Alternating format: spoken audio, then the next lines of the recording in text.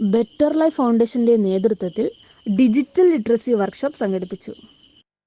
വർദ്ധിച്ചു വരുന്ന ഓൺലൈൻ തട്ടിപ്പ് മാഫിയകളുടെ ചതിയിൽപ്പെടുന്ന ഒട്ടുമിക്ക ആളുകളും മൊബൈൽ ഫോണിൽ വരുന്ന തട്ടിപ്പ് കോളുകളും മെസ്സേജുകളും തിരിച്ചറിയാതെ തങ്ങളുടെ വിവരങ്ങൾ കൈമാറി പണം നഷ്ടപ്പെടുന്നവരാണ്. ഇതിനെ പ്രതിരോധിക്കാനായി ഒരു ചെറിയ ശ്രമം എന്ന രീതിയിലാണ് നവജാലകം എന്ന പേരിൽ സാങ്കേതിക വിദ്യയിൽ അറിവ് പകരുന്ന ഒരു പരിപാടി ആരംഭിച്ചത്.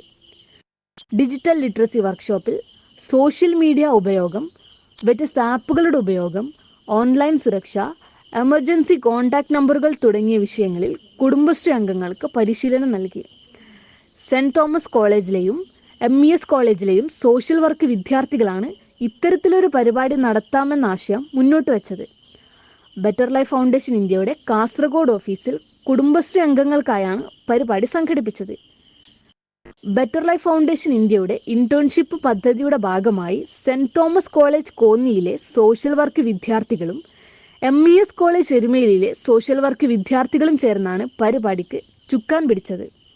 സോഷ്യൽ വർക്ക് വിദ്യാർത്ഥികളായ Joel Jogi, Ben Sibi Mathew, Nishma and Jacob, Riya Jacob, Joshua Stephen Johnson, Abhirami A, Basil Paul, Biya Anna Thomas, Alan Sajan Scaria എന്നിവർ കുടുംബശ്രീ അംഗങ്ങളുടെ സംശയങ്ങൾക്ക് മറുപടി നൽകിയും മൊബൈൽ ഫോൺ വഴി വിശദീകരിച്ച് നൽകുകയും ചെയ്തു.